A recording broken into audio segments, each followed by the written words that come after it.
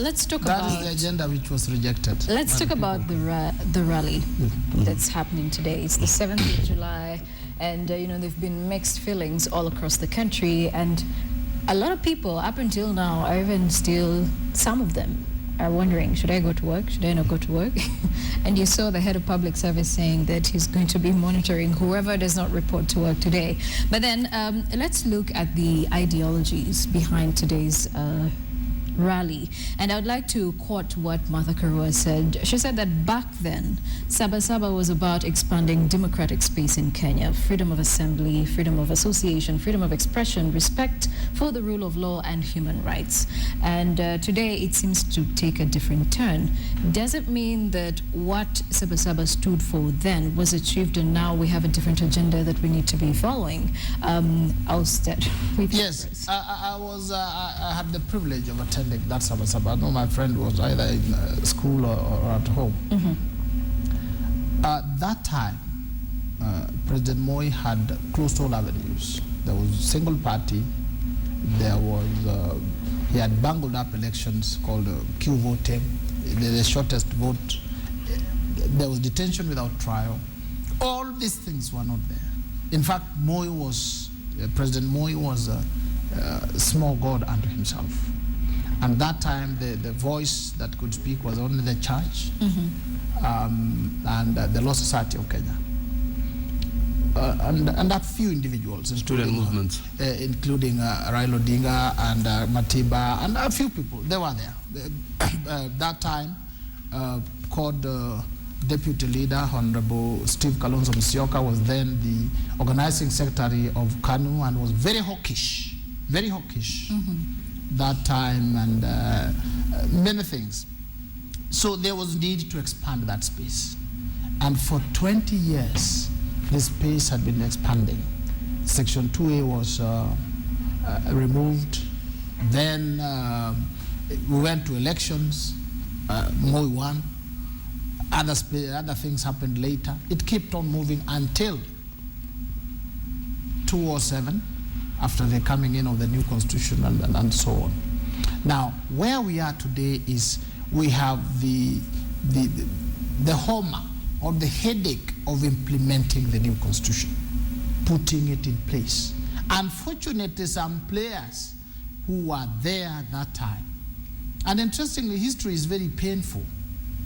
Those who are involved in the struggles over the years have never had the chance to be in power.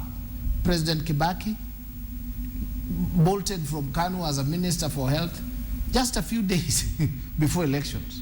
He never known what demonstrating in the streets is all about. And that's the same as Kalonzo, that's the same as many of these people. The man who has been consistently in this has been Honorable Raila Odinga. So what they were fighting for then is totally different from what we are fighting for today. Today we are fighting over the common challenges of Al-Shabaab, a few things, not running in government very well, their complaints about devolution and insecurity. But the core thing that they have is they want to get to power. They have been outside, especially you take Kalonzo Musyoka, who has been in government over the years, Tangola, who was their minister. Their being in the cold is the driving force. So what do? You look for a few mistakes. You say, this, we need to remove you people. They do not want to recognize that you are elected, you are given 5 years. That's why I've just remarked that even the Republicans in America, they're not holding rallies every day. They are telling Obama, we're waiting for you 2017. They are not allowing the Jubilee administration, which is a year old, to settle, run the system. If the system fails, we meet again during elections. They are behaving like, ignore the constitution again. We need a new constitution. That's why they are saying, even parliament under Duale cannot be of any help. They're even saying, even Senate where they are in cannot be of help. Because according to them, it is either them in power or there is need to fight for democracy. There must come a time when we say, let us implement this constitution. Let us see where we have failed. Let us amend where we can amend. Let us move on. They're not allowing any movement on. They just want, I would have used the word kelele, but I don't want to use it. Here, there. Today, you do not understand that the rally itself has a dent on the economy. Right. Even people, when you see the head of civil service say we will do a head count, people are genuinely afraid because people are beaten up. When it breaks, it's beaten up. People are beaten up. So it costs, and those costs hurt the economy.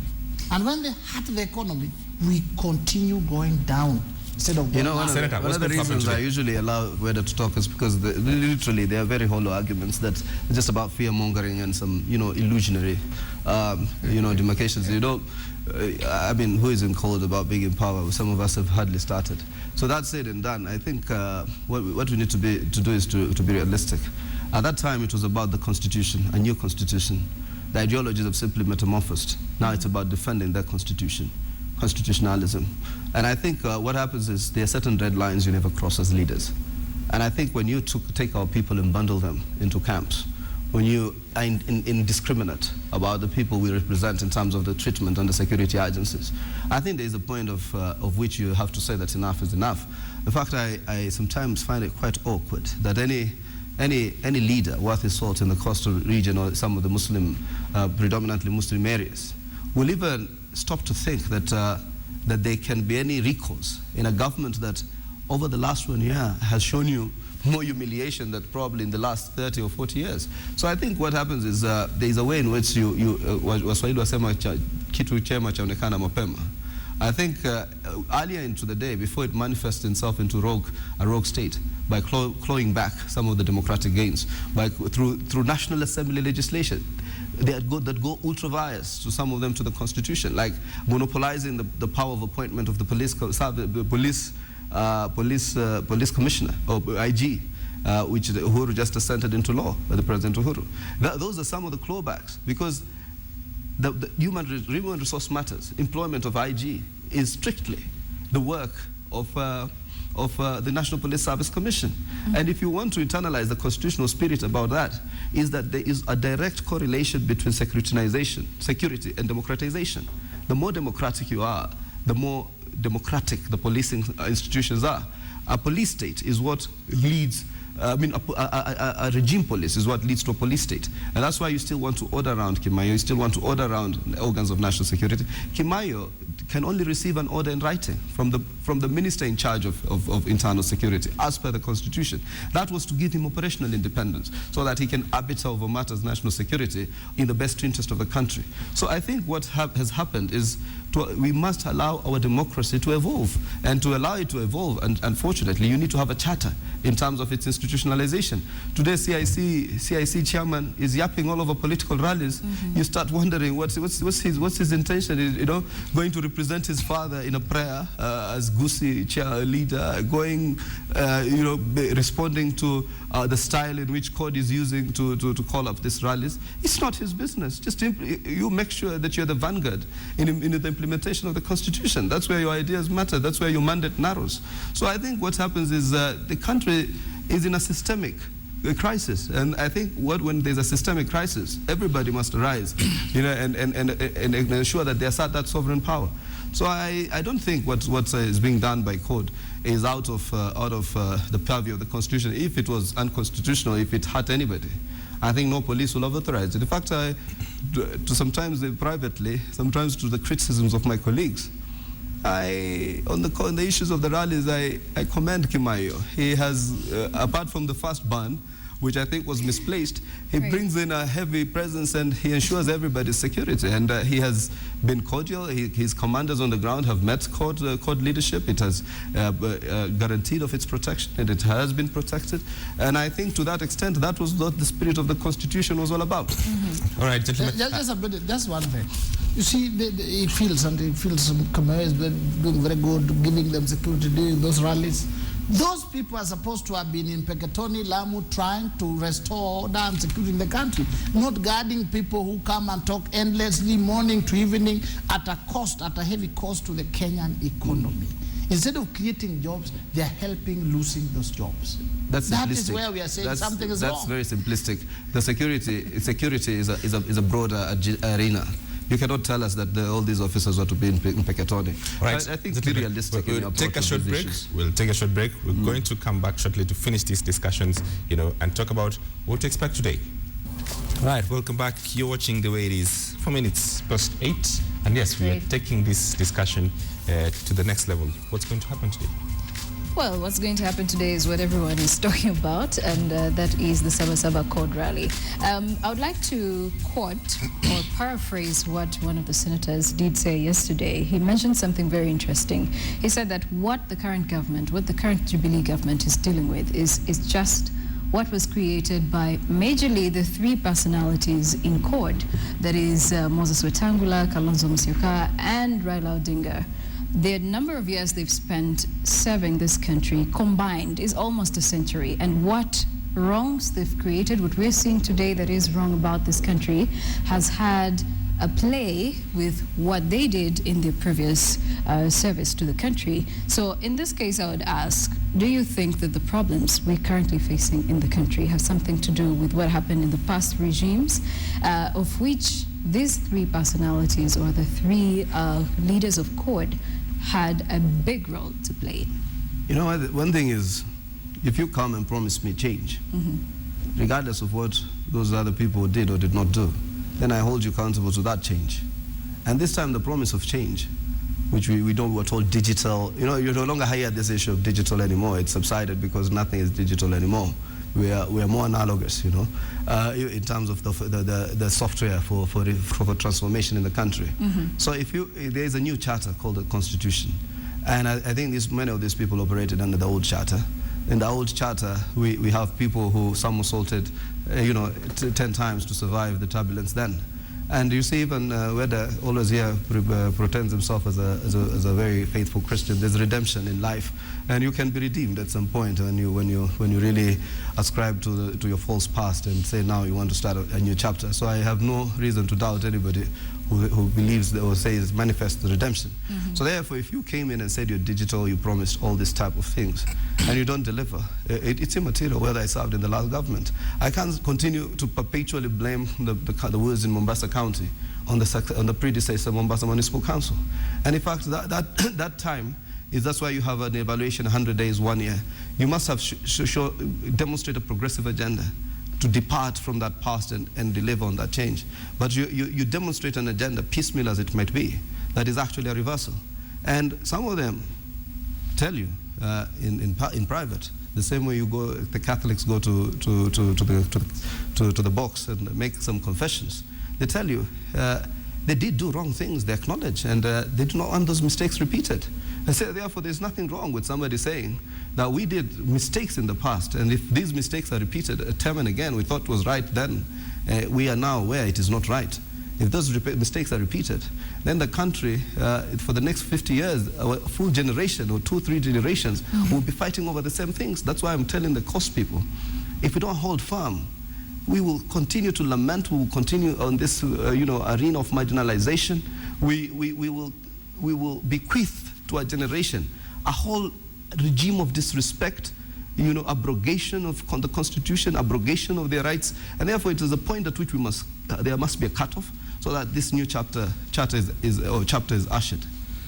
Right. Let me tell you, they have muddied the water that you'd imagine. Kenya has so many problems that we are on the verge of just being decimated off the surface of the earth. Our major problem is insecurity. Our second problem is lack of jobs. Our third problem is food security. 3 things. But these people have made so much noise. Every corner, every bit. Now, insecurity, I would say, has not been addressed properly, but it has to be addressed systematically. The question of job creation has something to do with trade and expanding the economy. That is what they're sabotaging. Okay? And that goes also to food security. Now, some of these people, the other day, the deputy president, Kalonzo Musyoka, Wetangula, Mheshimiwa Raila Odinga, a year ago, they were the ones with the reins of power. And with these reins of power, they also face the same problems. And they appreciate that these problems are handled systematically to its conclusion. Now, they also know that when you are elected, the Constitution gave us 5 years. It gives 5 years so that you work, we see how you work, and you go back for elections. In those elections, like in the US, when you go back and you have done poorly, you are voted out. But here, what they are doing is to disrupt every day. Now, I would dare say, therefore, that you are the people who are sabotaging the process of reconstruction. And this is because some of the people you have no idea.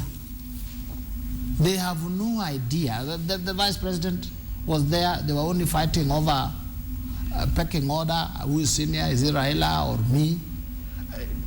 There were Tangula was Minister for Foreign Affairs. No any proper foreign policy other than issues in Japan. So you look at it and say, 1 year and you're already declaring things are bad. Can't you sit back, use the institutions like Parliament, the Senate, allow the Jubilee administration to work? Come 2017, we assess what they have done. They either come in or come out. You have now graduated to the thinking that you have more people. You are talking on behalf of the people. The same people said, sit on the touchline, allow this digital team to move on. There are challenges. Let me ask you that. Yes. In your mind, yes, how should the opposition behave? What should they be doing in 5 years? If given a chance, just what do you think? The ones who are in Parliament, yes, should actually, when the budget comes, they look at it, they veto certain things, they say this you can't. Can they veto? Do they have the numbers? Now, when you don't have numbers, yes, we call the rule of the majority. You cannot be a minority that when you can't have your way, it is wrong. So it is what do you do? anti-people. So what do you do? It is anti-people. Yes. You allow the majority to lead. Then you wait for them during elections. You remove them. It can't be so that you are the minority. When the time comes and you in Parliament, you don't have a say. In the Senate, you don't have a say. You can't even lobby. When you are defeated, you say, I'm talking on behalf of the people. Which people? So in your mind, they should keep quiet and do nothing and wait for... Offer advice. Act in Parliament. The problem, you know, I'm happy yes, that Weda said that I was in school when I was in the last Saba Saba. It's probably an accurate situation. Yes. I was in the 90s. I was in high school, and the truth is that's the kind of mindset we need to transform, move out. In fact, I'll be very disappointed in myself if I talked like that.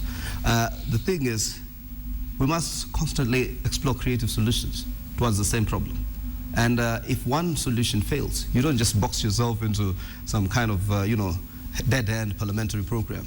You must then have an outreach program that is people-centered, and therefore believe that there is a way in which even people can hold governments to account. It's a sovereign will. It's the sovereign power, which it finally resonates with the people of the Republic of Kenya. Maybe just he acknowledged that Raila is probably the most consistent of the 3 or 4. And I think maybe just to give him credit to that, Raila did vote for the new constitution after a massive sacrifice, 8 years in detention, plus many other things.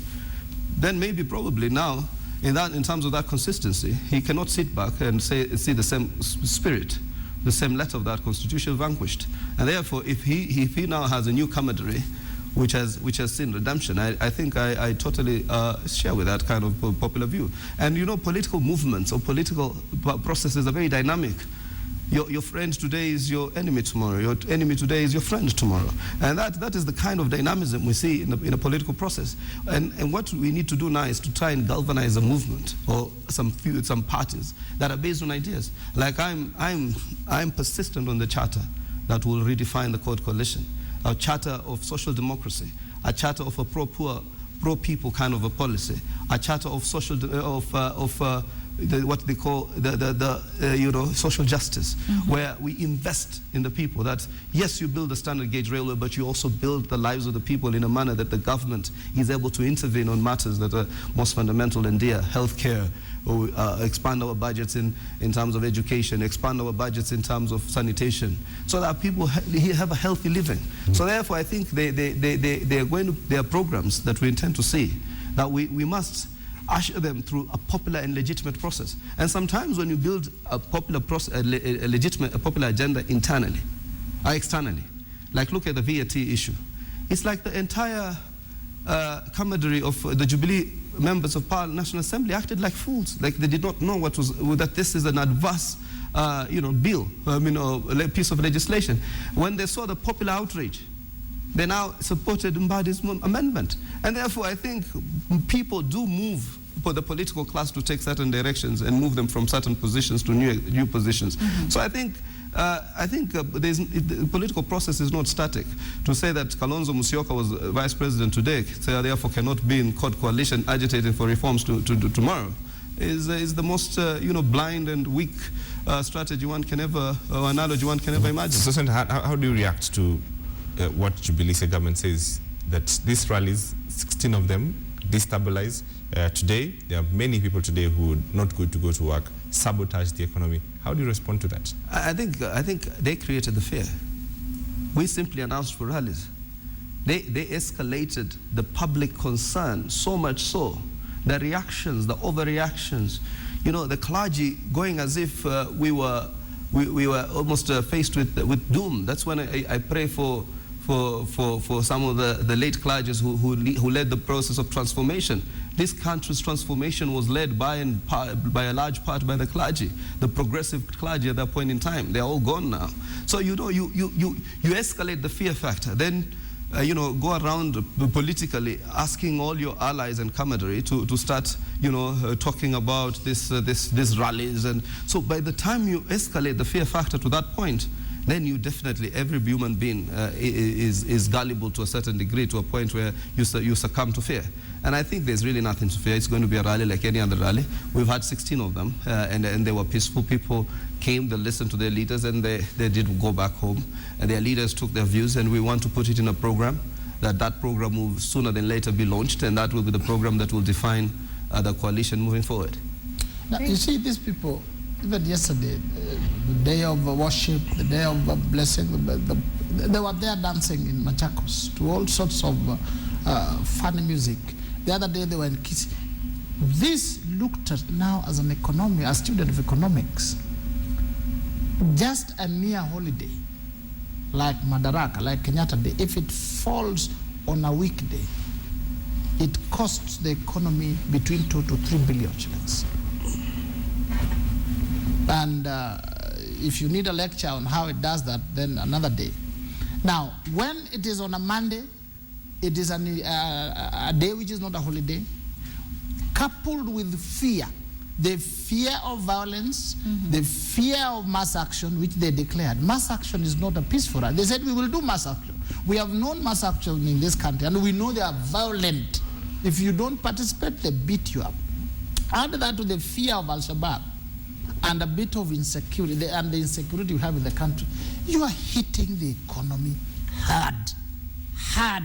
Please, the court brigade, marry the economic view, the economic mind together with the democratic mind. Then you understand the two. Then we can move the country forward. If it is just epithets and slogans about this and that, moving freedoms, we will still continue. The fact that I find most of your legal arguments, which is your forte, quite flawed. I don't think I will accept your economic arguments. If I need a lecture on economics, there are such reputable people like David D. Robert Shaw, economist par excellence, who I will go to, so that you see that even an economist is a code economist. But if it's a good economist, it doesn't matter which side it stands on. That's the bipartisan nature of politics and ideas. Good ideas, but they overwhelm even the most rigid of barriers. So that said and done, I think for me, I was just going to take one particular view. Yesterday, I heard the leader of majority in the National Assembly talking about Ramadan. Ramadan is not a period of laziness. It is not a period to be laid back. And whether this rally came in Ramadan, Sabas Saba, unfortunately or fortunately fell under Ramadan, it never stops anybody from going to work or to fight for your rights or to continue to see through an agenda. So therefore, I think that kind of idea is weak-kneed. What you're saying, it's Ramadan, and yet why can't you as the leader of the national minority in the National Assembly, how long does it take to screen Somalis at Kasarani concentration camp? If you really hold the thorax and you say you're number 3 in the line of authority in the arrangement of Jubilee, we should have seen those people out. The way political leadership must be fierce and firm. When we go into the court, gatherings, as cost, as Muslims, as whatever interest that we represent, we are firm and we are very categorical that our support to the coalition is conditional on the interests of our people. Right. And therefore he should be making those kinds of assertions rather than coming to play, you know, sympathy games and mind games with the Muslim population, which is so disenfranchised. Okay, we need to finish a minute. Just the other day we were saying, you know, this opposition that lacks, you know, organization, it lacks a script, cannot even, you know, challenge the government. Just the other day. No, just the other day. Yes. Now, so this opposition now wants to sabotage and kill this government. Now, we were talking about coming from the funeral. That time they were quiet, they were down, they were out, they were only talking funerals and And now it's changed. Now, they have moved from funerals extremely to sabotaging the economy through all sorts of drama and movements and so on. I am telling the people of Kenya, very quickly, please remember, it is our country. These people are just acting. Otherwise, they are great friends. They eat together. You can see they have gone to sauna. They make their hair and they cost money and you're struggling. Concentrate on building your personal life and building the country. Thank you. So you're trying to get them into the sauna and to make their hair too. I think in any society you have what are called classes. And unfortunately, the class has been as long as humanity has existed. There are those who will have a little an extra of their basic survival, and therefore will take time into the serena and sauna baths and all that, and I hold nothing against them. I only ask them to be honest and genuine to the cry of the people of Kenya. And I hope that it will be desirable to have every Kenyan in a sauna. But that said and done, in the meantime, I think we need to appreciate that this is our country collectively. And I think code means no harm. There's no way we can harm a country that we ourselves aspire to govern. And I think our agenda is simply premised on the spirit and letter of the Constitution. And we believe that it is a direct, appeal, or a direct rallying call for the people of Kenya to be part of this transformative agenda. And to wish the Muslims a fruitful Ramadan as we, we do our last 20 or 21 days. Absolutely. Gentlemen, always a pleasure to have you. Always a pleasure to discuss national issues in such an open forum without calling each other names. I was just about to read a tweet here. Senate and governors are the ones messing up devolution. Check reports from the Auditor General. It's just a total mistake. I think he needs to get his facts right. All right, you're watching Morning Express on KTN, and it's been quite a discussion about Saba Saba and, of course, the attacks in the coastal region. And we'll take a short break, and when we come back, we're going to be speaking to Dr. Muthoni Kirimi, who's going to be speaking to us about cancers, ovarian cancer, uterine cancer, and cervical cancer. So this is going to be of great interest to the ladies. You don't want to miss this. Just stay with Morning Express. Taking a short break, we'll be right back.